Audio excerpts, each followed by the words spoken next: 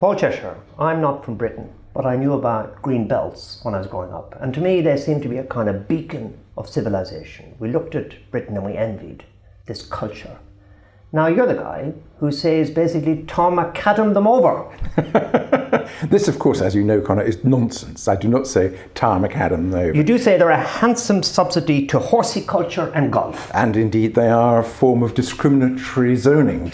Originally, as envisaged, they were going to be the green lungs of the big cities, provide breathing space, recreation space. A wonderful visionary idea. The reality is that they were provided for in the 1947 Act, but they were implemented in 1955.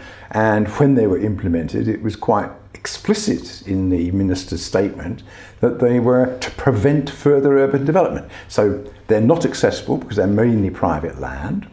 The biggest single land use in them is intensive agriculture, which has got an environmentally negative benefit, cost in other words. And there's no real amenity value in much of them. So what we need much more is not to have sort of regard for the designation, but for regard for the underlying reality. Are they environmentally substantial quality places? Is it an amenity? Is it providing an amenity for the public? If it is, don't build on it. But it fits a kind of British feeling of the rustic. We prefer, let's agree, that there is quite a serious housing problem in this country now. We'd prefer to be able to point to some oligarch or some rich second homer and say it's all their fault. You're making it difficult for us not to blame ourselves. Well, that's because we're to blame. We've been, in the last 20 years, we've built something between 1.6 and 2.3 million too few houses. There really is a long-term housing crisis in this country. Housing has become completely unaffordable. We're splitting into the housing haves and the housing have-nots, and that's because we refuse people the permission to build in places where it's absolutely obvious you should build. But there is a problem here, which is about turning common sense, and I'm not defeating here or fighting your common sense, into political reality, because we've got the Telegraph, that barometer of voting, if not in Middle England, hands off our land. You've got a really good remark by Colin Wiles. The green belt is an ideological marginal line that must be defended at all costs. The political reality, what you call the kissing baby politicians, they're not going to do anything about the green belt. Until 2010, I was a member of an official body charged with being expert on housing and planning, and I couldn't say what was obviously true.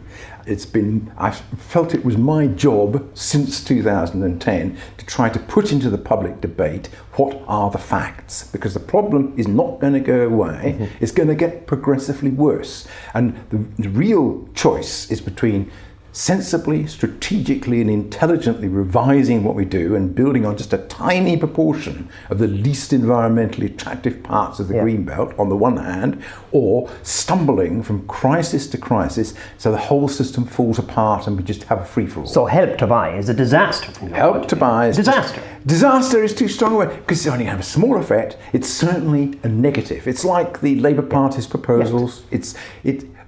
What best thing you can say for them is they're not going to have that much difference. Another thing that happens to people in LSE, we've seen in Gearty in the past, their policy is implemented, but not as they wanted it. Now, supposing the government listened to you, you'd be back in 3 or 4 years here, and there would be no green belt, but there wouldn't be all the nice things that you say should happen in cities either. There'd be ribbon development, the capitalists would get hold of the land, all the sort of concessions that you would have got would have disappeared. That's a problem, isn't it? It is a problem, and indeed I could point to the community infrastructure levy as something which in some sense I had responsibility for. I was an advocate of impact fees. It got translated into the community infrastructure levy, which is really stupid.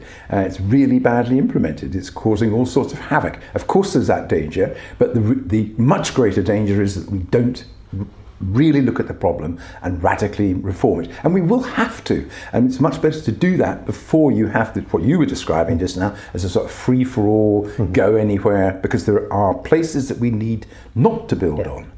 Yeah, but then in a way we have to embrace what you've called yourself, radical reform, which is frightening. Radical reform is frightening, but you can't have reform that will work unless you have radical reform. So the choice is between, we're between a rock and a hard place, and the rock is going to get more and more unpleasant unless we actually face the facts. Paul Cheshire, thank you so much for subjecting yourself to the Gearty grilling. You're very welcome, Connor.